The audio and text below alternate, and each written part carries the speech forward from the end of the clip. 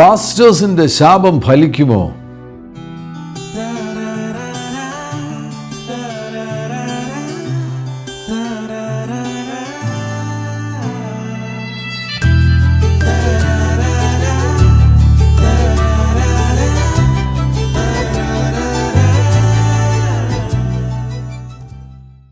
ചില പ്രത്യേക സന്ദർഭങ്ങളിൽ ഉണ്ടാകുന്ന സംഘർഷങ്ങൾ മുഖാന്തരമായി, അഭിപ്രായ ഭിന്നതകൾ മുഖാന്തരമായിട്ട് പാസ്റ്റേഴ്സ്, അപ്പോസ്റ്റോൾസ്, ശുശ്രൂഷയിലായിരിക്കുന്ന ദൈവദാസന്മാർ വിശ്വാസികളെ നോക്കി നിഷേധാർത്ഥകമാകുന്ന വാക്കുകൾ പറയും, ശാപതുല്യമാകുന്ന വാക്കുകൾ പറയും. ആ വാക്കുകൾ ഫലിക്കുമോ? അത്തരത്തിലുള്ള ശാപങ്ങൾ കേടുവരുത്തുന്ന പരിണിതഫലങ്ങൾ കൊണ്ടുവരുമോ? ഞാൻ ഈ കഴിഞ്ഞ ദിവസം ഒരു പാസ്റ്ററോട് ഒന്നിച്ചായിരിക്കുന്ന സന്ദർഭത്തിൽ അവിടെ ഉണ്ടായ ചില സംഘർഷങ്ങൾ മുഖാന്തരമായിട്ട് പാസ്റ്റർ സംസാരിക്കുവാൻ തുടങ്ങിയപ്പോൾ, ആ ശുശ്രൂഷകൻ സംസാരിക്കുവാൻ തുടങ്ങിയപ്പോൾ ശാപവാക്കുകൾ ആ വ്യക്തിക്കെതിരെ വരുന്നത് ഞാൻ ശ്രദ്ധിച്ചു. പെട്ടെന്ന് ഞാൻ അദ്ദേഹത്തോട് പറഞ്ഞു, അങ്ങനെ പറയരുത്, അത് കേടുവരുത്തുന്ന വാക്കുകളാണ്. അധികാരസ്ഥാനത്തിരിക്കുന്ന താങ്കളൊരു കാര്യം പറഞ്ഞു കഴിഞ്ഞാൽ താങ്കളുടെ വിശ്വാസിക്ക് അത് വല്ലാത്ത ദുരിതങ്ങൾ, വളരെ ഗൗരവമേറിയ പരിണിതഫലങ്ങൾ കൊണ്ടുവരുവാൻ സാധ്യതയുണ്ട് എന്ന് ഞാൻ പറയുകയുണ്ടായി. അതിനുശേഷം ഞാൻ ചിന്തിച്ചു കഴിഞ്ഞപ്പോൾ ഇത് പൊതുവിൽ നമ്മുടെ സമൂഹത്തിൽ, ആത്മീക സമൂഹത്തിൽ നടക്കുന്ന ഒരു കാര്യമാണ്. പല ഇടങ്ങളിലും ഇത് സംഭവിച്ചിട്ടുണ്ട്. ഇന്നും അത് സംഭവിച്ചുകൊണ്ടിരിക്കുന്ന കാര്യങ്ങൾ ആകുന്നതിനാൽ ഈ കാര്യത്തെ അഭിസംബോധന ചെയ്യണം, ഈ സബ്ജക്റ്റിനെ അഡ്രസ്സ് ചെയ്യണം. ഈ കാര്യങ്ങൾ ഗൗരവമായി പരിഗണിക്കണമെന്നുള്ളത്, ഇത് നാം ഗൗരവമായി പരിഗണിക്കണമെന്നുള്ളത് എൻ്റെ ഹൃദയത്തിൽ ഒരു ബോധ്യമായി വന്നു. അതുകൊണ്ടാണ് ഞാൻ ഈ സന്ദേശം നിങ്ങളുമായിട്ട് പങ്കുവയ്ക്കുന്നത്. കർത്താവിൻ്റെ വചനത്തിലേക്ക് ശ്രദ്ധ തിരിക്കുകയാണ് എങ്കിൽ, ഇതേപോലെയുള്ള സാഹചര്യങ്ങൾ ഉണ്ടാകുമ്പോൾ, അഭിപ്രായ ഭിന്നതകൾ, വഴക്കുകൾ, തർക്കങ്ങൾ, നമുക്കിഷ്ടമില്ലാത്ത കാര്യങ്ങൾ മറ്റൊരാൾ ചെയ്യുമ്പോൾ ആ സന്ദർഭത്തിൽ എങ്ങനെയാണ് പ്രതികരിക്കേണ്ടത് എന്ന് 1 പത്രോസിൻ്റെ ലേഖനം 3-ാമത്തെ അധ്യായത്തിൽ നമുക്ക് കാണാൻ കഴിയുന്നുണ്ട്. അതിൻ്റെ 9-ാമത്തെ വാക്യത്തിൽ, ദോഷത്തിന് ദോഷവും ശകാരത്തിന് ശകാരവും പകരം ചെയ്യാതെ നിങ്ങൾ അനുഗ്രഹം അനുഭവിക്കേണ്ടതിന് വിളിക്കപ്പെട്ടതുകൊണ്ട് അനുഗ്രഹിക്കുന്നവരായിരിപ്പീൻ. ഇത് നമുക്കെല്ലാവർക്കും ബാധകമാകുന്ന കാര്യമാകുന്നു. പാസ്റ്റേഴ്സിനും അപ്പോസ്റ്റോൾസിനും മാത്രമല്ല, നമുക്കെല്ലാവർക്കും അത് ബാധകമാകുന്നു. പ്രോഫറ്റ്സ്, അപ്പോസ്റ്റോൾസ്, ഇവാഞ്ചലിസ്റ്റ്, പാസ്റ്റേഴ്സ്, ടീച്ചേഴ്സ്, ഇങ്ങനെയുള്ള 5-fold മിനിസ്ട്രിയിലുള്ളവർക്ക് പ്രത്യേകമാകുന്ന അധികാരമുണ്ട്. അവരൊരു അതോറിറ്റി ഫിഗറാകുന്നു, ഒരു അധികാര സ്ഥാനത്തിരിക്കുന്ന, ദൈവത്താൽ നിയമിക്കപ്പെട്ടവരാകുന്നു. ശുശ്രൂഷയ്ക്ക് വേണ്ടി ഒരു കോളിംഗ് ഉള്ള വ്യക്തി, ഒരു വിളിയുള്ള വ്യക്തിയാണ് താങ്കളെങ്കിൽ, ശുശ്രൂഷയ്ക്ക് വേണ്ടി താങ്കളെ വിളിച്ചത് കർത്താവാകുന്ന യേശു ക്രിസ്തുവാകുന്നു. അങ്ങനെ ഒരു ശുശ്രൂഷ പദവിയിൽ എത്തിച്ചത് ഒരു പ്രോഫറ്റായിട്ടായിരിക്കാം, അല്ലെങ്കിൽ ഒരു ഇവാഞ്ചലിസ്റ്റ് ആയിട്ടായിരിക്കാം. ആ ശുശ്രൂഷ പദവിയിൽ എത്തിച്ചത്, അവിടെ നിയമിച്ചത്, അതൊരു നിയമനമാണ്. ഒരു ഗവൺമെൻറ് ഓഫീസിൽ ജോലി ലഭിക്കുന്നതിന് തുല്യമാകുന്ന ദൈവരാജ്യത്തിൻ്റെ ഉള്ളിലെ ഒരു നിയമനമാകുന്നു. ആ നിയമനം നൽകിയത്, അവിടെ നിയമിച്ചത് കർത്താവാകുന്ന യേശു ക്രിസ്തുവാകുന്നു. ദൈവമാണ് നിയമിച്ചിരിക്കുന്നത്. ദൈവം നിയമിച്ചിരിക്കുന്ന ഒരു വ്യക്തി പറയുന്ന വാക്കുകൾ ഒരു കയ്യൊപ്പിന് തുല്യമാകുന്നു.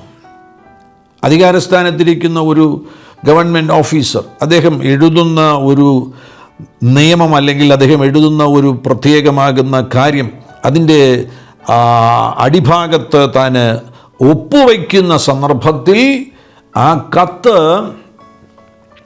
നടപ്പിലാക്കുവാൻ ലഭിക്കുന്നവർക്ക് ഉത്തരവാദിത്വമുണ്ട്. അതേപോലെയുള്ള ഒരു കയ്യൊപ്പാകുന്നു അഭിഷേകമുള്ളവരുടെ അധരത്തിൽ നിന്ന് പുറപ്പെടുന്ന വാക്കുകൾ. ആ വാക്കുകൾ ശാപവാക്കുകളാകുന്നു എങ്കിൽ, വിശ്വാസിക്ക് കേടുവരുത്തുന്ന വാക്കുകളാകുന്നു എങ്കിൽ, അത് നിഷേധാർത്ഥകമാകുന്ന പരിണിതഫലങ്ങൾ കൊണ്ടുവരുമെന്ന് വിനയപുരസ്സരം ഓർപ്പിക്കുകയാണ്, വചനാടിസ്ഥാനത്തിൽ ഓർപ്പിക്കുകയാണ്. പഴയ നിയമത്തിലേക്ക് പോവുകയാണ് എങ്കിൽ സംഖ്യാപുസ്തകം അതിൻ്റെ 6-ാമത്തെ അധ്യായത്തിൽ കർത്താവ് പ്രത്യേകമായിട്ട് ശുശ്രൂഷകന്മാരോട് പറയുന്നുണ്ട്, പുരോഹിതന്മാരോട് പറയുന്നുണ്ട്, നീ അഹരോനോടും 23 മുതലുള്ള വാക്യങ്ങളിൽ നീ അഹരോനോടും പുത്രന്മാരോടും പറയേണ്ടത്, നിങ്ങൾ ഇസ്രയേൽ മക്കളെ അനുഗ്രഹിച്ച് ചൊല്ലേണ്ടതെന്തെന്നാൽ, യഹോവ നിന്നെ അനുഗ്രഹിച്ചു കാക്കുമാറാകട്ടെ, യഹോവ തിരുമുഖം നിന്റെ മേൽ പ്രകാശിപ്പിച്ചു നിന്നോട് കൃപയുള്ളവനാകട്ടെ, യഹോവ തിരുമുഖം നിന്റെ മേൽ ഉയർത്തി നിനക്ക് സമാധാനം നൽകുമാറാകട്ടെ. ഇങ്ങനെ അവർ ഇസ്രയേൽ മക്കളുടെ മേൽ എൻ്റെ നാമം വയ്ക്കണം, ഞാൻ അവരെ അനുഗ്രഹിക്കും. പുരോഹിതന്മാരിത് പറഞ്ഞെങ്കിൽ മാത്രമേ കർത്താവ് നടപ്പിലാക്കത്തുള്ളൂ. ഒരു ഓഫീസിൽ നിന്നൊരു ഓഫീസർ ഒരു കത്തെഴുതി അതിൽ കയ്യൊപ്പ് വയ്ക്കുന്നത് പോലെ പുരോഹിതന്മാർ അവരുടെ വാക്കുകൾ കൊണ്ട് കയ്യൊപ്പ് വയ്ക്കുന്ന സന്ദർഭത്തിൽ ആ വാക്കുകൾ ആത്മപ്രതലങ്ങളിൽ എത്തിച്ചേരുമ്പോൾ ആ വാക്കുകളുടെ മേൽ നടപടികൾ ഉണ്ടാകും. ഇങ്ങനെ അവർ ഇസ്രയേൽ മക്കളുടെ മേൽ എൻ്റെ നാമം വയ്ക്കണം, ഞാൻ അവരെ അനുഗ്രഹിക്കും. അനുഗ്രഹം, ഒരു പുരോഹിതൻ്റെ വായിൽ നിന്ന് പുറപ്പെടുന്ന അനുഗ്രഹം ദൈവം നടപ്പിലാക്കുമെങ്കിൽ, അതേപോലെ തന്നെ അധികാരസ്ഥാനത്തിരിക്കുന്ന ഒരു വ്യക്തിയുടെ അധരത്തിൽ നിന്ന് പുറപ്പെടുന്ന ശാപവാക്കുകൾ, അതിൻ്റെ മേൽ ആത്മപ്രതലങ്ങളിൽ നടപടികളുണ്ടാകും. യാക്കോബിൻ്റെ ലേഖനത്തിലേക്ക് പോകുമ്പോൾ, യാക്കോബിൻ്റെ ലേഖനം അതിൻ്റെ 3-ാമത്തെ അധ്യായം 10-ാമത്തെ വാക്യം ഇവിടെ പ്രസക്തമാകുന്നു.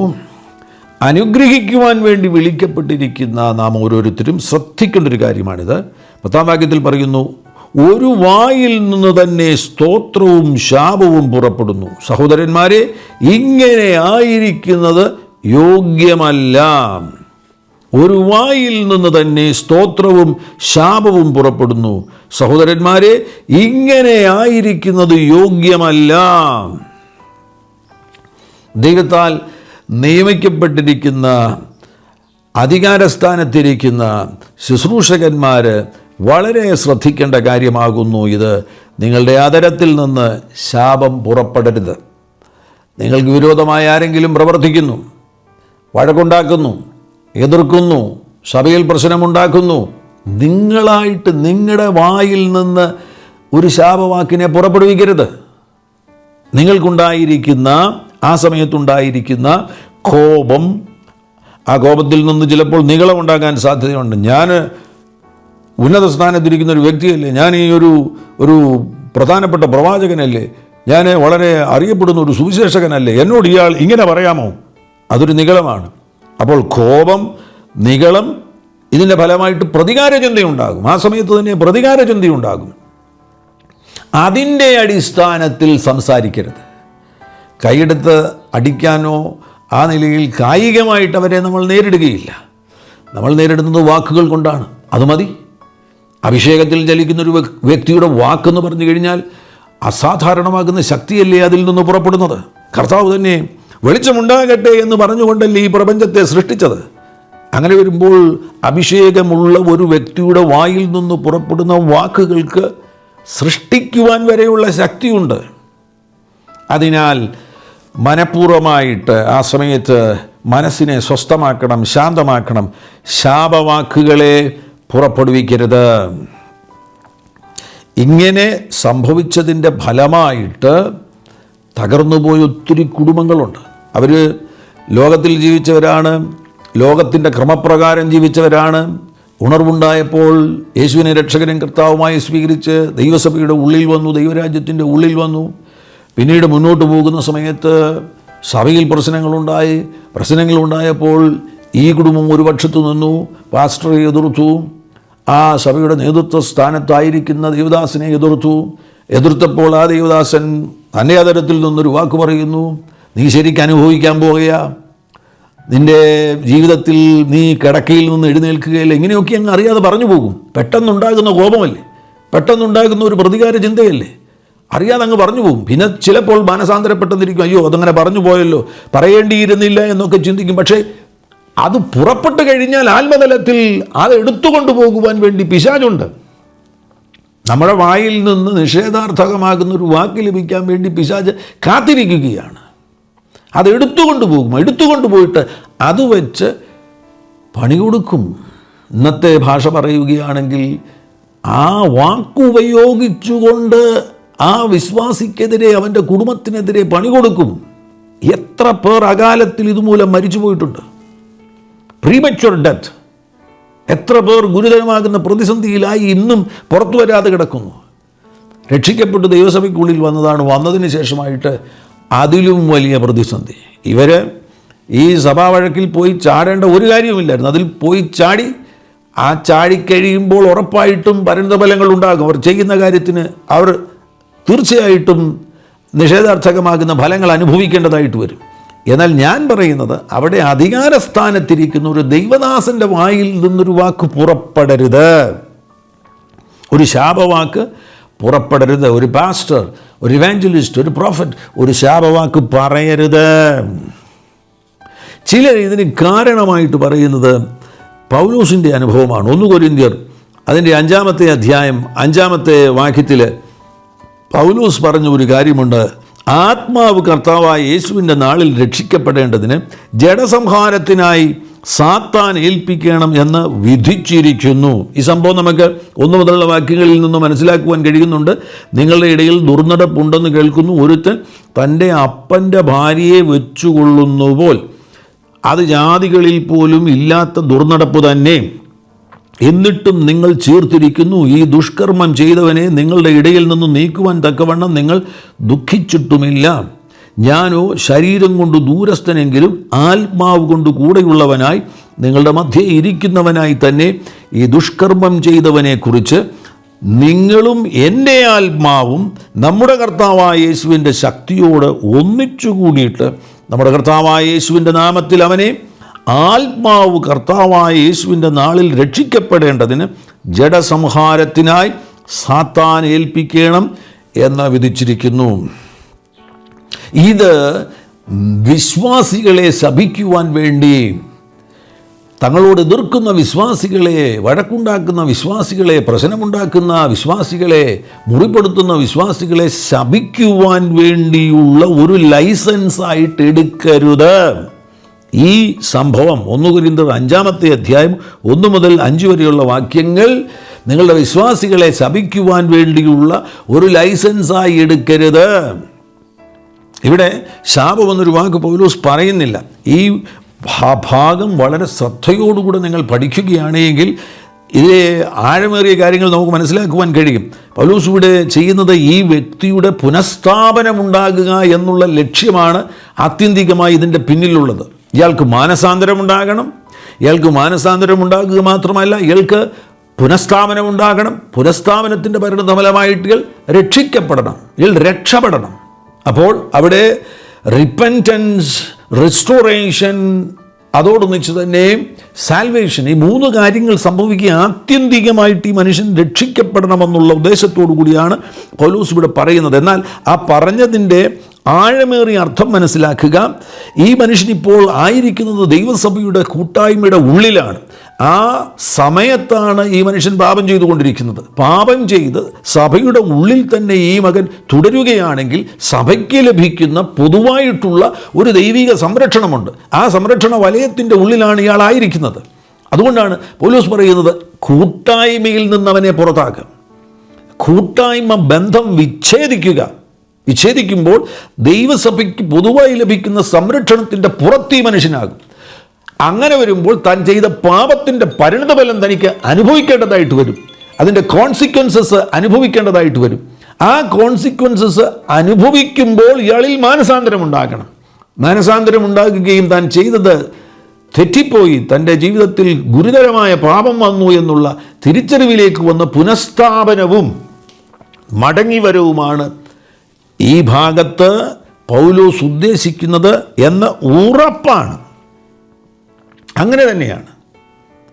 അതുമാത്രമല്ല, നമ്മൾ 2 കൊരിന്ത്യർ ആ ഭാഗം യഥാർത്ഥത്തിൽ ഈ മനുഷ്യനെക്കുറിച്ചാണോ എന്ന് ഉറപ്പില്ല.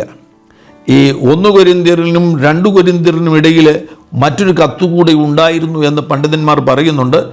ആ കത്ത് നമുക്ക് നഷ്ടപ്പെട്ടു പോയി. അതിനാൽ ഈ 2 കൊരിന്ത്യർ അതിൻ്റെ 2-ാമത്തെ അധ്യായത്തിൽ 6 മുതൽ 8 വരെയുള്ള വാക്യത്തിൽ ഒരാളെക്കുറിച്ച് പറയുന്നുണ്ട്. അത് ഈ മനുഷ്യനെക്കുറിച്ചാണോ എന്ന് ഉറപ്പില്ല. മറ്റൊരു സംഘർഷവും ഇതിൻ്റെ ഇടയിൽ ഉണ്ടായിട്ടുണ്ടല്ലോ. അപ്പോൾ ആ നിലയിൽ വേറൊരാളെക്കുറിച്ചും ആകുവാനുള്ള സാധ്യതയുണ്ട്. എന്നാൽ നമുക്ക് ഇപ്പോഴത്തെ ഈ ഒരു സാഹചര്യത്തിൽ ആ വാക്യം കൂടെ ഞാൻ വായിക്കുകയാണ്. 2 കൊരിന്ത്യർ 2-ാമത്തെ അധ്യായം 6 മുതൽ 8 വരെയുള്ള വാക്യങ്ങളിൽ പൗലോസ് പറയുന്നുണ്ട്, അവന് ഭൂരിപക്ഷത്താൽ ഉണ്ടായ ഈ ശിക്ഷ മതി, അവൻ അതിദുഃഖത്തിൽ മുങ്ങിപ്പോകാതിരിക്കേണ്ടതിന് നിങ്ങൾ അവനോട് ക്ഷമിക്കുകയും അവനെ ആശ്വസിപ്പിക്കുകയും തന്നെ വേണ്ടത്. അതുകൊണ്ട് നിങ്ങളുടെ സ്നേഹം അവൻ ഉറപ്പിച്ചു കൊടുപ്പാൻ ഞാൻ നിങ്ങളോട് അപേക്ഷിക്കുന്നു. ഈ മനുഷ്യനെക്കുറിച്ചാണോ എന്നറിയത്തില്ല. ഈ മനുഷ്യനെക്കുറിച്ചാണെന്നുണ്ടെങ്കിൽ ഇത് അത്ഭുതകരം. അവനോട് ക്ഷമിക്കാൻ പറയുന്നു, അവൻ അതിദുഃഖത്തിൽ മുങ്ങിപ്പോകാതിരിക്കേണ്ടതിന് അവനെ ആശ്വസിപ്പിക്കാൻ പറയുന്നു. അതുകൊണ്ട് നിങ്ങളുടെ സ്നേഹം അവന് ഉറപ്പിച്ചു കൊടുക്കുവാൻ പറയുന്ന അർത്ഥം എന്ന് പറയുന്നത് വീണ്ടും കൂട്ടായ്മയിലേക്ക് അവനെ മടക്കി സ്വീകരിക്കുക. 1 കൊരിന്ത്യർ 5-ാമത്തെ അധ്യായം 1 മുതൽ 5 വരെയുള്ള വാക്യങ്ങളുടെ അടിസ്ഥാനത്തിൽ നിങ്ങൾ വിശ്വാസികളെ ശപിക്കുവാൻ മുതിരരുത്. അതൊരു ലൈസൻസായിട്ട് എടുക്കരുത്. അങ്ങനെയാണെങ്കിൽ ഗലാത്യ ലേഖനത്തിൽ പൗലോസ് പറഞ്ഞത് ശ്രദ്ധിക്കുക. ഗലാത്യ ലേഖനം പ്രത്യേകിച്ച് അവിടെ സംഭവിച്ചിരിക്കുന്നത്, ഗലാത്യ ലേഖനത്തിലേക്ക് പോകുന്നതിന് മുമ്പ് ഞാനൊരു കാര്യം കൂടെ പറയട്ടെ. അവിടെ സംഭവിച്ചിരിക്കുന്നത് 1 കൊരിന്ത്യർ 5-ാമത്തെ അധ്യായത്തിൽ സംഭവിച്ചിരിക്കുന്നത് ഈ മനുഷ്യൻ ദുർനടപ്പിൽ കിടക്കുകയാണ്, ഗുരുതരമാകുന്ന പാപം ചെയ്യുകയാണ്. പൗലോസിനെതിരെ ഒന്നും ചെയ്തിട്ടില്ല, സഭയ്ക്ക് വിരോധമായിട്ട് പ്രവർത്തിച്ചു എന്ന് പറഞ്ഞു കഴിഞ്ഞാൽ പാപത്തിൽ ആ മനുഷ്യൻ ജീവിക്കുകയാണ്. അല്ലാതെ അവിടെയുള്ള നേതൃത്വത്തിനെതിരെ ഒന്നും വഴക്കൊന്നും ഉണ്ടാക്കിയിട്ടില്ല. ഇന്ന് ഈ ശാപം മുഴുവൻ വരുന്നത്, ഇന്ന് നമ്മുടെ ദൈവദാസന്മാർ വിശ്വാസികളെ ശപിക്കുന്നത് ചർച്ച് പൊളിറ്റിക്സിൻ്റെ ഭാഗമായിട്ടാകുന്നു. ചർച്ചിനകത്ത് അഭിപ്രായ വ്യത്യാസമുണ്ടായി, ഭിന്നതകളുണ്ടായിട്ട് ഇവരെ മുറിപ്പെടുത്തുന്ന കാര്യങ്ങൾ വിശ്വാസികൾ ചെയ്തതുകൊണ്ടാണ് ശപിക്കുവാൻ തയ്യാറാകുന്നത്. ഈ പാസ്റ്റേഴ്സ് അല്ലെങ്കിൽ ഈ ദൈവദാസന്മാർ ഒഫൻഡഡ് ആകുന്നു, അവർക്ക് മുറിവുണ്ടാകുന്നു, അതുമുഖാന്തരം അവർക്ക് കോപമുണ്ടാകുന്നു. അതിൻ്റെ ഫലമായിട്ട് അവർക്ക് പ്രതികാര ചിന്തയുണ്ടാകുന്നു. അങ്ങനെയാണ് അവർ ശാപവാക്കുകൾ പുറപ്പെടുവിക്കുവാൻ തയ്യാറാകുന്നത്. പൗലോസ് അങ്ങനെയല്ല ചെയ്തത്. പൗലോസിന് അവിടെ ഈ മനുഷ്യനോട് ആ നിലയിൽ വ്യക്തിപരമായിട്ട് യാതൊരു വിധമാകുന്ന മുറിവോ ആന്തരികമാകുന്ന സംഘർഷമോ ഒന്നുമില്ല. ഈ മനുഷ്യൻ ചെയ്ത ഗുരുതരമാകുന്ന പാപം, ആ പാപത്തിൻ്റെ ഫലമായിട്ടാകുന്നു പൗലോസ് അങ്ങനെ ഒരു കാര്യം 1 കൊരിന്ത്യർ 5-ാമത്തെ അധ്യായം 5-ാമത്തെ വാക്യത്തിൽ പറയുന്നത്. എന്നാൽ അതേ പൗലോസ് തന്നെ ഗലാത്യ ലേഖനം 6-ാമത്തെ അധ്യായത്തിൽ പറയുന്നത് ശ്രദ്ധിക്കുക. 6-ാമത്തെ അധ്യായം 1-ാമത്തെ വാക്യത്തിൽ, സഹോദരന്മാരെ, ഒരു മനുഷ്യൻ വല്ല തെറ്റിലും അകപ്പെട്ടു പോയെങ്കിൽ ആത്മീകരായ നിങ്ങൾ അങ്ങനെയുള്ളവനെ സൗമ്യതയോടെ ആത്മാവിൽ യഥാസ്ഥാനപ്പെടുത്തുവീൻ.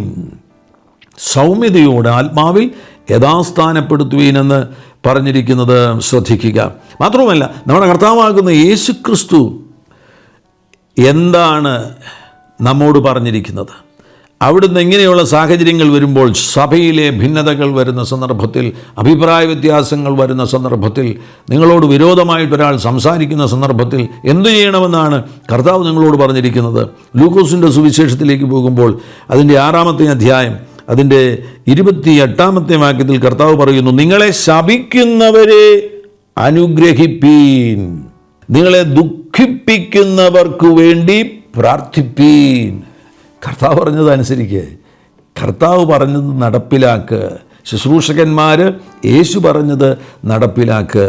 മത്തായിയുടെ സുവിശേഷത്തിലേക്ക് പോകുമ്പോൾ 5-ാമത്തെ അധ്യായം ഗിരിപ്രഭാഷണത്തിൽ യേശു എന്താണ് പറയുന്നത്? 44-ാമത്തെ വാക്യത്തിൽ എന്താണ് പറയുന്നത്? ഞാനോ നിങ്ങളോട് പറയുന്നത്, നിങ്ങളുടെ ശത്രുക്കളെ സ്നേഹിപ്പീൻ, നിങ്ങളെ ഉപദ്രവിക്കുന്നവർക്ക് വേണ്ടി പ്രാർത്ഥിപ്പീൻ.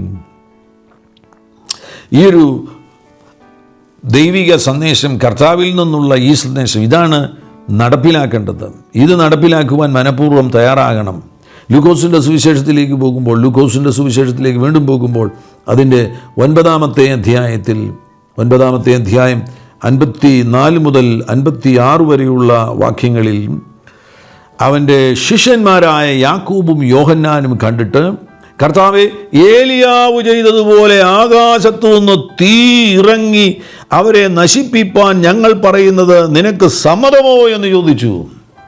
യെരുശലേമിലേക്ക് കർത്താവ് യാത്രയാകുന്ന ആ സന്ദർഭത്തിൽ ശമരിയാക്കാരുടെ ഗ്രാമത്തിൽ ചെന്ന ആ സമയത്താണ്. ശമരിയാക്കാർ ഈ ശിഷ്യന്മാരെ സ്വീകരിക്കുവാൻ തയ്യാറായില്ല. സ്വീകരിക്കാൻ തയ്യാറാകാതെ വന്നു കഴിഞ്ഞപ്പോൾ ഉടനടി ശിഷ്യന്മാർ പറയുന്നത് ശ്രദ്ധിക്കുക. ശിഷ്യന്മാർ പറയുന്നത്, അത് അവൻ്റെ ശിഷ്യന്മാരായ യാക്കോബും യോഹന്നാനും കണ്ടിട്ട്, കർത്താവെ, ഏലിയാവ് ചെയ്തതുപോലെ ആകാശത്തു നിന്ന് തീ ഇറങ്ങി അവരെ നശിപ്പിപ്പാൻ ഞങ്ങൾ പറയുന്നത് നിനക്ക് സമ്മതമോ എന്ന് ചോദിച്ചു. ഇവരെല്ലാം പഴയ ജീവിതത്തിൽ അടിപിടി ബഹളം ഈ ലോകത്തിൽ അങ്ങനെ ജീവിച്ചവരാണ്. അതിനുശേഷം ഇപ്പോൾ അപ്പോസ്തലന്മാരായി തീർന്നിരിക്കുന്നു, കർത്താവിൻ്റെ ശിഷ്യന്മാരായി തീർന്നിരിക്കുന്നു, ശുശ്രൂഷകന്മാരായി തീർന്നിരിക്കുന്നു. അവരുടെ ഉള്ളിൽ ഇപ്പോഴും പഴയ സംഭവങ്ങളൊക്കെ ഉണ്ട്. ഇത് നമ്മൾ ചിന്തിക്കേണ്ടത് ആവശ്യമാണ്. നമ്മുടെയൊക്കെ ജീവിതത്തിൽ നമ്മളെല്ലാം ശുശ്രൂഷയിലേക്ക് വന്നുവെങ്കിലും പഴയ കാലത്ത് നമ്മൾ എന്തായിരുന്നോ അന്ന് നമ്മൾ കൊണ്ടു നടന്നിരുന്ന ചില കാര്യങ്ങളൊക്കെ നമ്മുടെ ഉള്ളിൽ ഇപ്പോഴും തുടരുവാൻ സാധ്യതയുണ്ട്. അതിൻ്റെ അടിസ്ഥാനത്തിലായിരിക്കും ഒരു സാഹചര്യം വരുമ്പോൾ അടിച്ചാൽ തിരിച്ചടിക്കണം. കായികമായിട്ടൊന്നും ചെയ്യാൻ കഴിയത്തില്ല. അപ്പോൾ പിന്നെ വാക്കുകൊണ്ടങ്ങ് ചെയ്യുക. അതാണ് ഈ ശിഷ്യന്മാർ പറയുന്നത്. തീയിറക്കട്ടെ, ശമരിയിൽ തീയിറക്കട്ടെ, തീയിറക്കി കത്തിച്ചു കളയട്ടെ. അപ്പോൾ കർത്താവ് എന്താണ് പറയുന്നത്? 55-ാമത്തെ വാക്യത്തിൽ അവൻ തിരിഞ്ഞവരെ ശാസിച്ചു. കർത്താവ് തിരിഞ്ഞ് അവരെ ശാസിച്ചു. നിങ്ങൾ ഏതാത്മാവിന് അധീനരെന്ന് അറിയുന്നില്ല. നിങ്ങൾ ഏതാത്മാവിന് അധീനരെന്ന് നിങ്ങൾ അറിയുന്നില്ല. നമ്മിൽ വന്നിരിക്കുന്ന പരിശുദ്ധാത്മാവ് നമ്മിലൂടെ സംസാരിക്കട്ടെ. പരിശുദ്ധാത്മാവ് നമ്മുടെ അധരങ്ങളിലൂടെ സംസാരിക്കുവാൻ വേണ്ടി വിധേയപ്പെടുത്തി കൊടുക്കുക. ശുശ്രൂഷകന്മാരാകുന്നുവെങ്കിൽ നമ്മുടെ ഏറ്റവും പ്രധാനപ്പെട്ട ദൗത്യം എന്ന് പറയുന്നത് ആടുകളെ മേയ്ക്കുക എന്നതാകുന്നു. യോഹന്നാന്റെ സുവിശേഷത്തിൽ പത്രോസിനോട് കർത്താവ് പറയുന്ന ആ ഭാഗം, അതിൻ്റെ 21-ാമത്തെ അധ്യായം 15 മുതലുള്ള വാക്യങ്ങളിൽ നമുക്ക് കാണാൻ കഴിയുന്നുണ്ട്. അവിടെ കർത്താവ് പറയുന്നുണ്ട്, നീ എൻ്റെ കുഞ്ഞാടുകളെ മേയ്ക്കുക, എൻ്റെ കുഞ്ഞാടുകളെ മേയ്ക്കുക. ആവർത്തിച്ച് പറയുന്നുണ്ട്, എൻ്റെ കുഞ്ഞാടുകളെ. പത്രോസേ, നീ എൻ്റെ കുഞ്ഞാടുകളെ മേയ്ക്കുക. ശുശ്രൂഷകന്മാരാകുന്ന നമുക്ക് ഓരോരുത്തർക്കും കർത്താവ് നൽകിയിരിക്കുന്ന ഉത്തരവാദിത്വമാണ് കുഞ്ഞാടുകളെ മേയ്ക്കുക. മേയ്ക്കുക, അവർക്ക് ഭക്ഷണം കൊടുക്കുക, അവരെ ഫീഡ് ചെയ്യുക എന്നതാണ് നമ്മുടെ ഉത്തരവാദിത്വം. അവരുടെ ആരാചാരന്മാരല്ല നമ്മൾ, എക്സിക്യൂഷനേഴ്സ് അല്ല നമ്മൾ. അത് വളരെ ശ്രദ്ധിക്കേണ്ടത് ആവശ്യമാണ്. നമ്മൾ വിധി കൽപ്പിക്കരുത്. നീ കിടന്നു നരകിച്ച് ചാകുമട എന്ന് പറയരുത്. നമ്മൾ അവരുടെ ആരാചാരന്മാരല്ല. നമുക്ക് ലഭിച്ചിരിക്കുന്ന ദൗത്യത്തിൽ അവർക്ക് ഭക്ഷണം കൊടുക്കുക, ദോഷത്തിന് ദോഷം ചെയ്യാതെ അവരെ അനുഗ്രഹിക്കുക എന്നതാണ് നമ്മുടെ ഉത്തരവാദിത്വം. ദോഷത്തിന് ദോഷവും ശകാരത്തിന് ശകാരവും പകരം ചെയ്യാതെ നിങ്ങൾ അനുഗ്രഹം അനുഭവിക്കേണ്ടതിന് വിളിക്കപ്പെട്ടതുകൊണ്ട് അനുഗ്രഹിക്കുന്നവരായിരിപ്പീൻ. അതാണ് ദൈവം നമ്മെ ഏൽപ്പിച്ചിരിക്കുന്ന ഉത്തരവാദിത്വം. അതിൽ നിന്ന് ഒരു സ്റ്റെപ്പ് പോലും മാറിപ്പോകരുത്. വളരെ ബുദ്ധിമുട്ടുണ്ടാക്കുന്ന ഒരു സാഹചര്യമുണ്ടാകുന്നു. ആരൊക്കെയോ സംഘടിച്ച് നിങ്ങൾക്ക് വിരോധമായിട്ട് എതിർക്കുന്നു, വഴക്കുണ്ടാക്കുന്നു. ആ സമയത്ത് നമ്മുടെ അതരത്തിൽ നിന്ന് ശാപത്തിൻ്റെ ഒരു വാക്ക്, ഇതേപോലെയുള്ള ഏതെങ്കിലും ഒരു വിധികൽപ്പന പുറപ്പെടുകയാണ് എങ്കിൽ ആ വാക്കുകൾ എടുത്തുകൊണ്ടു പോകുന്നത് പിശാചാണ്. അതൊരു സോളിഷ് റിലത്തിലേക്കാണ് പോകുന്നത്, ഒരു ജഡീക പ്രതലത്തിലേക്കാണ് പോകുന്നത്. അവിടെ ദൈവമൊന്നും ഇവർക്ക് വിരോധമായി ചെയ്യുന്നില്ല. എന്നാൽ പിശാചി വാക്കുകൾ എടുത്തുകൊണ്ടുപോയിട്ട് ആ വാക്കുകൾ ഉപയോഗിച്ച് ആ വ്യക്തിയെ തകർക്കുവാൻ, ആ കുടുംബത്തെ തകർക്കുവാൻ. എത്ര പേരുടെ പ്രീമച്വർ മരണം ഇതുമൂലം സംഭവിച്ചിട്ടുണ്ട് നമ്മുടെ സഭകളിൽ. അവർ ഉണർവിൻ്റെ നടുവിൽ കർത്താവിനെ കണ്ടുമുട്ടിയവരാണ്, അകാലത്തിൽ മരിച്ചുപോയി. അപ്പോൾ ശുശ്രൂഷകന്മാർക്കറിയാം ഇത് സംഭവിച്ചത് എവിടെയാണ് എന്നറിയാം, എന്തുകൊണ്ടാണ് എന്നറിയാം. അവിടെ ആ ശുശ്രൂഷകന്മാർ എന്തെങ്കിലും പറഞ്ഞിട്ടുണ്ടോ? അങ്ങനെയുണ്ടെങ്കിൽ അതിൽ നിങ്ങൾ മാനസാന്തരപ്പെടണം. ഇനിയും ഒരു തീരുമാനമെടുക്കണം. ഏതൊക്കെ സാഹചര്യം വന്നാലും എൻ്റെ വിശ്വാസികളെ ഞാൻ അനുഗ്രഹിക്കുകയല്ലാതെ അവർക്ക് വിരോധമായി ഞാനൊരു ശാപത്തിൻ്റെ വാക്കുകൾ പറയത്തില്ല. അവർക്ക് വിരോധമായി ഞാനൊരു വിധി കൽപ്പിക്കുകയില്ല. എന്നെ ദൈവം ഏൽപ്പിച്ചിരിക്കുന്ന ചുമതല എന്ന് പറയുന്നത് അവരെ മേയ്ക്കുക എന്നതാണ്. ഞാൻ അവരുടെ ആരാച്ചാരല്ല. അവരുടെ ജീവിതത്തെ തകർക്കുന്നതൊന്നും എൻ്റെ അതരത്തിൽ നിന്ന് വരത്തില്ല. അവരെന്തെങ്കിലും ചെയ്തിട്ടുണ്ടെങ്കിൽ അതിൻ്റെ ഫലങ്ങൾ അവർ അനുഭവിക്കേണ്ടതായിട്ട് ഒരു മാനസാന്തരപ്പെട്ടില്ലെങ്കിൽ അവർക്ക് മാനസാന്തരപ്പെടുവാനുള്ള അവസരം ദൈവം കൊടുക്കും. മാനസാന്തരപ്പെടുവാൻ തയ്യാറാകുകയാണെങ്കിൽ അതിൽ നിന്നും അവരെ വിടുവിക്കുവാൻ സന്നദ്ധനാകുന്നു. ക്ഷമ ചോദിക്കുവാൻ, മാനസാന്തരപ്പെടുവാൻ, ആ കാര്യങ്ങൾ വീണ്ടും പുനഃസ്ഥാപനത്തിലേക്ക് വരുവാൻ വേണ്ടി അവർ തയ്യാറാകുകയാണെങ്കിൽ അവർക്ക് വരാൻ പോകുന്ന ആ വല്ലാത്ത സാഹചര്യത്തിൽ നിന്ന് ദൈവം അവരെ വിടുവിക്കുവാൻ സന്നദ്ധനാണ്. എന്നാൽ ശുശ്രൂഷകനാകുന്ന താങ്കൾ, pastor, apostle, evangelist, teacher, prophet, ഈ 5 വിധ ശുശ്രൂഷയിലായിരിക്കുന്ന താങ്കൾ ഒരു അധികാരസ്ഥാനത്താണ് ആയിരിക്കുന്നത്. വളരെ ഗൗരവമേറിയ ഒരു അധികാരസ്ഥാനത്താണ് താങ്കളായിരിക്കുന്നത്. വളരെ ഗൗരവമേറിയ ഒരു അധികാരസ്ഥാനത്താണ് താങ്കളായിരിക്കുന്നത്. താങ്കൾ പറയുന്ന വാക്കുകൾക്ക് അതിശക്തമാകുന്ന ശക്തിയുണ്ടെന്ന് മനസ്സിലാക്കുക. ജീവിപ്പിക്കുവാനും കൊല്ലുവാനുമുള്ള ശക്തിയുണ്ട്. ഈ പണിയുക എന്ന് പറയുന്നത് ചെറിയ കാര്യമല്ല. പണിയാൻ വേണ്ടി നാളുകളെടുക്കും, വർഷങ്ങളെടുക്കും. ഇടിച്ചു കളയാൻ എളുപ്പമാണ്, ഒറ്റ ദിവസം കൊണ്ട് ഇടിച്ചു കളയാം. ഞാൻ നിങ്ങളോട് പറയട്ടെ, നിങ്ങൾ ഒരു വീട് പണിതിരിക്കുന്നു, അല്ലെങ്കിൽ ഒരു വലിയ ബിൽഡിങ്, ആ ബിൽഡിംഗ് എടുക്കുക. ആ ബിൽഡിംഗ് പണിയാൻ വേണ്ടി എത്ര വർഷം എടുത്തു? 2 വർഷം, 3 വർഷം, 4 വർഷമൊക്കെ. വലിയ ബിൽഡിംഗ് ആണെന്നുണ്ടെങ്കിൽ 4 വർഷം വരെ എടുത്തിട്ടുണ്ട്. ആ പണിതിരിക്കുന്ന വീട് ഇടിച്ചു കളയാൻ വേണ്ടി 4 ബുൾഡോസർ വന്നു കഴിഞ്ഞാൽ 2 ദിവസം കൊണ്ട് അത് മുഴുവൻ ഇടിച്ചു കളയാൻ കഴിയും. ഒരു വ്യക്തിയെ പണിതെടുക്കുവാൻ വേണ്ടി വർഷങ്ങളെടുക്കും. ആ വ്യക്തി വഴക്കുണ്ടാക്കുമ്പോൾ മനസ്സിലാക്കുക, അയാളുടെ വളർച്ചയുടെ ഘട്ടത്തിൽ എന്തോ സംഭവിച്ചു കൊണ്ടിരിക്കുകയാണ്. അയാളെ കർത്താവ് വളർത്തുവാൻ വേണ്ടിയുള്ള ചില സാഹചര്യങ്ങളിലൂടെ കടത്തിവിടുമ്പോൾ നമ്മൾ പ്രാർത്ഥിച്ചാണ്, തൻ്റെ ജീവിതത്തിൽ കർത്താവേ മാറ്റങ്ങൾ കൊടുക്കണമേ പ്രാർത്ഥിച്ചാണ് ആ വ്യക്തിയെ പണിയേണ്ടത്. വീണ്ടും വചനം കൊടുത്തു മേയിച്ചാണ് ആ വ്യക്തിയെ പണിയേണ്ടത്. പണിത് അദ്ദേഹം വിടുവിക്കപ്പെട്ട് ഉയർന്ന തലങ്ങളിൽ എത്തിച്ചേരട്ടെ. ഇടിച്ചു കളയാൻ ഒരൊറ്റ വാക്ക് മതി, പണിതെടുക്കുവാൻ വർഷങ്ങളെടുക്കും. സഹിഷ്ണുതയോടുകൂടെ പണിയേണ്ടതായിട്ട് വരും, ക്ഷമയോടുകൂടെ പണിയേണ്ടതായിട്ട് വരും. അവിടെ ഒരുപാട് വേദനകളും സമ്മർദ്ദങ്ങളും ഒക്കെ അനുഭവിക്കേണ്ടതായിട്ട് വരും. പക്ഷേ അവസാനം ഈ മനുഷ്യൻ എത്തേണ്ട തൻ്റെ ഡെസ്റ്റിനിയിൽ ഇതെല്ലാം കടന്നുപോയി മാറ്റങ്ങൾക്ക് വിധേയനായി എത്തേണ്ട ഡെസ്റ്റിനിയിൽ എത്തുമ്പോൾ നിങ്ങൾ അനുഗ്രഹിക്കപ്പെടും.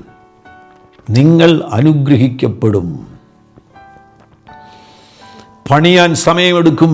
ഇടിച്ചു കളയണമെങ്കിൽ ഇന്നൊറ്റ വാക്ക് പറഞ്ഞാൽ മതി. നാളെ ചിലപ്പോൾ ആ മനുഷ്യൻ്റെ സാധാരണ മലയാളത്തിൽ പറയുകയാണെന്നുണ്ടെങ്കിൽ ഫ്യൂസ് പോകും, നാളെ പോകും, ജീവൻ പോകും. ഇടിച്ചു കളയുവാൻ വേണ്ടി ഒരു വാക്കു മതി, പണിതെടുക്കുവാൻ വേണ്ടി വർഷങ്ങളെടുക്കും. ഒരു വലിയ രൂപാന്തരീകരണ പ്രക്രിയയിലൂടെ കടന്നു പോകേണ്ടതായിട്ട് വരും. ശുശ്രൂഷകന്മാർ ദയവായി ശ്രദ്ധിക്കുക. നിങ്ങളുടെ വിശ്വാസികളെ നോക്കി, ഈ ഒരു സാഹചര്യത്തിലും നിങ്ങൾക്ക് എന്തൊക്കെ വേദനകളുണ്ടായാലും, ഏതൊക്കെ സാഹചര്യങ്ങൾ വന്നാലും, നമ്മൾ വായിക്കുന്നുണ്ട് സദൃശവാക്യത്തിൽ അതിൻ്റെ 26:2 കാരണം കൂടാതെ ശാപം പറ്റുകയില്ല. അപ്പോൾ അതിനൊരു കാരണമായി നിങ്ങളുടെ വാക്കുകൾ തീരരുത്. ശാപത്തിന് കാരണമായി നിങ്ങളുടെ വാക്കുകൾ തീരരുത്. നിങ്ങളെപ്പോഴും നിങ്ങളെ ഉപദ്രവിക്കുന്നവരെ അനുഗ്രഹിച്ചു കൊണ്ടിരിക്കുക. ചേർന്ന് പ്രാർത്ഥിക്കാം. പരിശുദ്ധ പിതാവേ, യേശുക്രിസ്തുവിൻ നാമത്തിൽ ഞങ്ങൾ തിരുമുഖത്തേക്ക് നോക്കുന്നു. നല്ല സന്ദർഭം ഞങ്ങൾക്ക് നൽകി തന്നതിനായി സ്തോത്രം. വളരെ ഗൗരവമേറിയ ചില കാര്യങ്ങളെ കർത്താവെ അഭിസംബോധന ചെയ്തു. ഇത് നല്ല ഫലങ്ങളെ കൊണ്ടുവരണമേ എന്ന് പ്രാർത്ഥിക്കുകയാണ്. നല്ല ഫലങ്ങളെ കൊണ്ടുവരണം. ഇത് കേട്ട ആരും കർത്താവെ അവരുടെ ഉള്ളിൽ ഇത് ഒരു ഒഫൻസായി തീരരുതേ. അവർക്കൊരു വേദനയോ മുറിപ്പാടോ ഒന്നുമായി തീരാതെ ഇതെല്ലാം മാനസാന്തരത്തിന് കാരണമായി തീരണമേ. മാനസാന്തരവും പുനഃസ്ഥാപനവും രക്ഷയും ഈ സന്ദേശത്തിലൂടെ ഉളവാകണമേ എന്ന് പ്രാർത്ഥിക്കുകയാണ്. ഞങ്ങളുടെ എല്ലാവരുടെയും അധരങ്ങളെ സൂക്ഷിക്കുവാൻ ഞങ്ങളെ സഹായിക്കണമേ. ദോഷത്തിന് ദോഷവും ശകാരത്തിന് ശകാരവും പകരം ചെയ്യാതെ നിങ്ങൾ അനുഗ്രഹം അനുഭവിക്കേണ്ടതിന് വിളിക്കപ്പെട്ടതുകൊണ്ട് അനുഗ്രഹിക്കുന്നവരായിരിക്കാൻ ഞങ്ങളെ സഹായിക്കണമേ എന്ന് പ്രാർത്ഥിക്കുന്നു. ഞങ്ങൾ ഈ ശുശ്രൂഷയിലായിരിക്കുന്ന 5 വിധ ശുശ്രൂഷയിലായിരിക്കുന്ന അപ്പോസ്തലന്മാർ, പ്രവാചകന്മാർ, സുവിശേഷകന്മാർ, ഉപദേഷ്ടാക്കന്മാർ, പാസ്റ്റേഴ്സ്, ഈ 5 വിധ ശുശ്രൂഷയിലായിരിക്കുന്ന ഇടയന്മാർ, ഈ 5 വിധ ശുശ്രൂഷയിലായിരിക്കുന്ന ഞങ്ങളെല്ലാവരും കർത്താവിനാൽ ഉപയോഗിക്കപ്പെടുവാൻ വേണ്ടി അങ്ങയുടെ സന്നിധിയിൽ സമർപ്പിക്കപ്പെടട്ടെ. ഈ സന്ദേശം അങ്ങനെയുള്ളൊരു സമർപ്പണത്തിന് കാരണമായി തീരട്ടെ എന്ന് പ്രാർത്ഥിക്കുകയാണ്. അങ്ങ് അത്ഭുതങ്ങൾ ചെയ്യുന്നതിനായി സ്തോത്രം ചെയ്യുന്നു. കർത്താവേ, ഈ സന്ദർഭത്തിൽ ശാരീരിക രോഗങ്ങൾ അനുഭവിക്കുന്നവരുണ്ടെങ്കിൽ യേശു ക്രിസ്തുവിൻ നാമത്തിൽ അവരെ സൗഖ്യമാക്കി പ്രാർത്ഥിക്കുകയാണ്. ജീവിതത്തിൽ വഴികളെല്ലാം അടഞ്ഞുപോയി മുന്നോട്ടുള്ള ഗമനങ്ങൾ തടയപ്പെട്ടിരിക്കുന്നു എങ്കിൽ യേശുവിൻ നാമത്തിൽ വഴികളെ തുറന്നു കൊടുക്കുന്നു. അത്ഭുതങ്ങൾ അവർക്ക് സംഭവിക്കട്ടെ. നഷ്ടപ്പെട്ട ജോലി മടക്കി ലഭിക്കട്ടെ. ജോലിയില്ലാത്തവർക്ക് ജോലി ലഭിക്കട്ടെ. ആമേൻ. കർത്താവേ, വിവാഹത്തിന് വേണ്ടി കാത്തിരിക്കുന്ന കുഞ്ഞുങ്ങളുടെ ജീവിതത്തിൽ വഴികളെ തുറക്കണമേ. അവരുടെ വിവാഹം വേഗത്തിൽ സംഭവിക്കട്ടെ എന്ന് പ്രാർത്ഥിക്കുന്നു. മഹാത്ഭുതങ്ങൾ അങ്ങ് ചെയ്യുന്നതിനായി സ്തോത്രം ചെയ്യുന്നു. അങ്ങയുടെ ജനത്തെ പിതാവിൻ്റെയും പുത്രൻ്റെയും പരിശുദ്ധാത്മാവിൻ്റെയും നാമത്തിൽ ഹൃദയത്തിൻ്റെ അടിത്തട്ടിൽ നിന്ന് ബ്ലെസ് ചെയ്യുന്നു, അനുഗ്രഹിച്ചു പ്രാർത്ഥിക്കുന്നു, ആശീർവദിക്കുന്നു. ആത്മീകമായി, ശാരീരികമായും മാനസികമായും ഭൗതികമായി അവർ അനുഗ്രഹിക്കപ്പെടട്ടെ, ഉയർച്ച തന്നെ പ്രാപിക്കട്ടെ. അത്ഭുതങ്ങൾ അങ്ങ് ചെയ്തിരിക്കുന്നതിനായി സ്തോത്രം, യേശു ക്രിസ്തുവിൻ നാമത്തിൽ തന്നെ. ആമേൻ. ഹല്ലേലൂയ. ഈ സന്ദേശം തീർച്ചയായിട്ടും നിങ്ങൾ മറ്റുള്ളവരുമായിട്ട് പങ്കുവയ്ക്കണം. മാത്രമല്ല, ഈ ചാനൽ ഇതുവരെയും സബ്സ്ക്രൈബ് ചെയ്തിട്ടില്ല എങ്കിൽ സബ്സ്ക്രൈബ് ചെയ്യുവാൻ വിനയപരിശ്രമം ഓർപ്പിക്കുന്നു. കർത്താവാകുന്ന യേശു ക്രിസ്തു നിങ്ങളുടെ കൂടെയിരിക്കും. God bless you. ആമേൻ.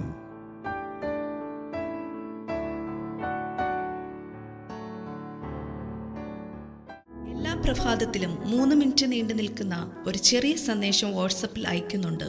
നിങ്ങൾക്കത് ലഭിക്കണമെന്ന ആഗ്രഹമുണ്ടെങ്കിൽ സ്ക്രീനിൽ കാണുന്ന നമ്പറിൽ ഒരു മെസ്സേജ് അയയ്ക്കുക. ഞങ്ങളുടെ ഓൺലൈൻ റേഡിയോ ആയ ജീസസ് റെയിൻസ് റേഡിയോയുടെ ആപ്പ് ഇതുവരെയും ഡൗൺലോഡ് ചെയ്തിട്ടില്ല എങ്കിൽ പ്ലേ സ്റ്റോറിലും ആപ്പ് സ്റ്റോറിലും ലഭ്യമാണ്. ജീസസ് റെയിൻസ് റേഡിയോ എന്ന് ടൈപ്പ് ചെയ്ത ശേഷം സെർച്ച് ചെയ്യുക. ആപ്പ് നിങ്ങൾ ഇപ്പോൾ തന്നെ ഡൗൺലോഡ് ചെയ്താലും. എല്ലാ പ്രഭാതത്തിലും 4 മണിക്ക് ടങ്സ് പ്രെയർ ഉണ്ടായിരിക്കുന്നതാണ്. നിങ്ങളുടെ ആത്മീയ വർധനവിനായി ദയവായി സൂമിൽ ജോയിൻ ചെയ്താലും. മീറ്റിംഗ് ID സ്ക്രീനിൽ നിങ്ങൾക്ക് ലഭ്യമാണ്. അതോടൊപ്പം തന്നെ എല്ലാ ബുധനാഴ്ചയും രാത്രി 10 മുതൽ 1 മണി വരെ നൈറ്റ് പ്രെയർ ഉണ്ടായിരിക്കുന്നതാണ്. നമുക്ക് ഒരുമിച്ച് രാജ്യങ്ങൾക്ക് വേണ്ടി പ്രാർത്ഥിക്കാം. ദയവായി സൂമിൽ ജോയിൻ ചെയ്താലും. ഈ യൂട്യൂബ് ചാനൽ നിങ്ങൾ ഇതുവരെയും സബ്സ്ക്രൈബ് ചെയ്തിട്ടില്ല എങ്കിൽ ഇപ്പോൾ തന്നെ സബ്സ്ക്രൈബ് ചെയ്യുക. ശേഷം ബെൽ ബട്ടൺ അമർത്താൻ മറക്കല്ലേ. ഈ സന്ദേശം മറ്റുള്ളവരിലേക്ക് അനുഗ്രഹമാകാൻ ഷെയർ ചെയ്താലും. കർത്താവ് നിങ്ങളെ ധാരാളമായി അനുഗ്രഹിക്കട്ടെ.